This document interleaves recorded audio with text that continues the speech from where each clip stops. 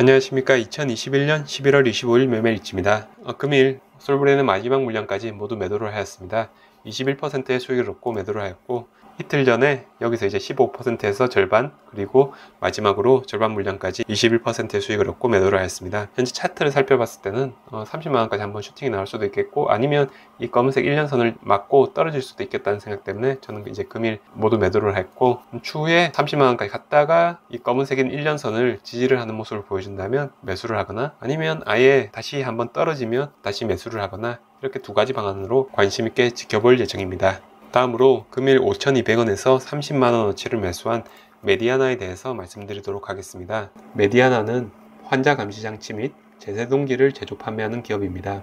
메디아나의 시장 점유율은 세계적으로 보았을 때는 0.8%로 그렇게 높은 편은 아니고, 국내 시장 점유율을 살펴보았을 때는 약 20%로 현재 메디아나 측에서 추정하고 있습니다. 앞으로 의료산업이 증가하고 원격 의료나 진료가 증가하게 된다면 이런 성장에 발맞추어 성장할 수 있을 것이라 기대되는 기업입니다. 그리고 의료기기 산업 자체가 어느 정도 행정기관에서 규제를 하는 산업이기 때문에 새로운 신규 시장 참여자들이 진입하기에는 조금 장벽이 있는 부분이라서 기존 산업에서 사업을 영위하고 있는 기업들이 어느 정도 경쟁 우위를 차지할 수 있지 않을까, 이렇게 기대가 되는 부분입니다. 다음으로 차트를 살펴봤을 때는 2020년도에 코로나 이슈로 인해서 한번 크게 상승이 나온 후 계속해서 우하향하고 있는 종목입니다. 주봉을 살펴봤을 때는 그래도 크게 보았을 때 우상향하는 종목이고, 단기적인 이런 큰 파동에서는 현재 저점 구간일 수도 있겠다, 이런 생각이 드는 부분이고, 그리고 거래가 많았던 이 매물대를 살펴봤을 때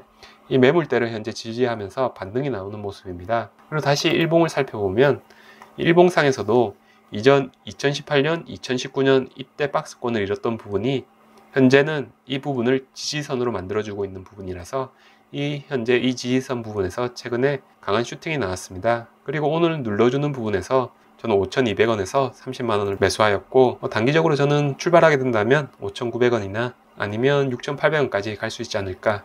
그리고 다시 여기서 지지를 받는다면 우상향을 할 수 있는 이러한 새로운 추세로 갈 수 있지 않을까 기대가 되고, 혹시라도 그래도 현재 실적 자체가 2020년도보다는 다시 떨어지는 추세이고, 다만 2019년도와 비교했을 때는 비슷한 현재 매출액 수준이기 때문에 여기서 한번 더 떨어진다면 4,000원 정도에서 2차 매수, 그리고 약 3,000원 정도에서 3차 매수를 한다면, 좀 기간 투자를 한다면 충분히 수익을 얻고 나올 수 있다는 생각이 들어서 진입을 하게 되었습니다.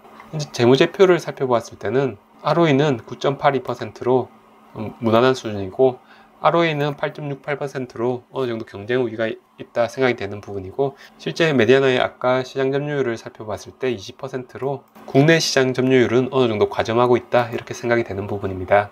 PER과 PBR은 현재 ROE를 살펴봤을 때는 조금 더 낮아지면 더 좋겠다, 이런 생각이 들어서 주가가 현재보다 한 20% 정도 떨어지면 정말 매력적인 구간이 되겠구나 싶어서 2차 매수까지는 조금 염두에 두고 들어갈 부분도 있을 것 같습니다. 유무형 자산에 대한 투자와 순운전 자본 등을 고려한 잉여현금 흐름 금액을 보았을 때는 약 81억으로 현재 현금을 창출하는 능력이 있고, 매출액 대비 현금 창출 비율이 16%로 기업이 현금을 창출하는 우수한 능력이 있는 기업이다, 이렇게 생각이 되는 부분입니다.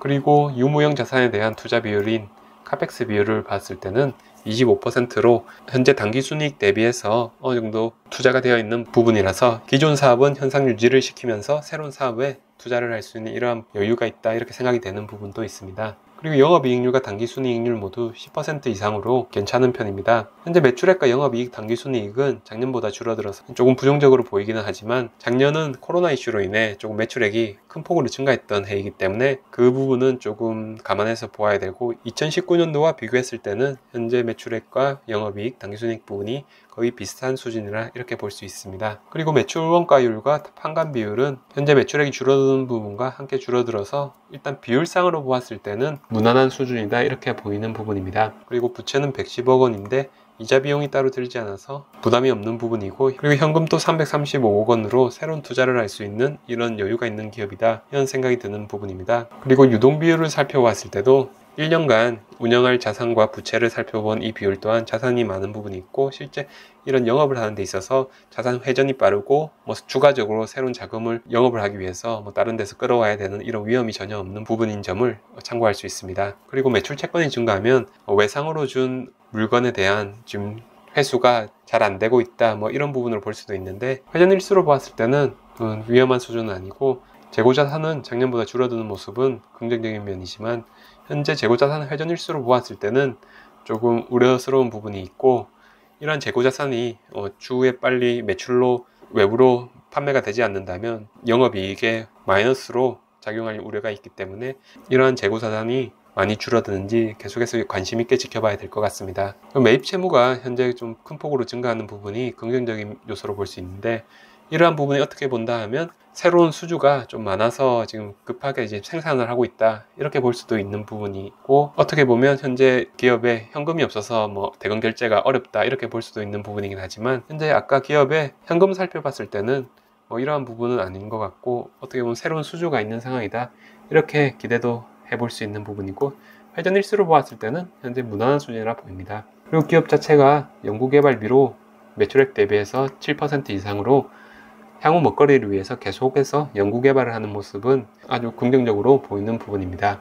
그래서 지금부터 이제 계속해서 빠질수록 저평가 구간에서 조금 더 이제 계속해서 매수 구간이 나온다고 저는 기대가 되는 기업이라서 1차 매수해야 했고, 4,000원대에서 2차 매수, 혹시라도 2,800원이면 아주 저렴한 기업의 저평가 상태가 된다, 이렇게 생각이 되어서 3차 매수까지 한다는 이런 계획으로 진입을 했고, 바로 반등이 나온다면 5,900원이나 6,800원까지 바라보고 진입을 하였습니다. 이상으로 금일 매매일지를 마치도록 하겠습니다. 오늘도 영상을 시청해 주셔서 감사합니다.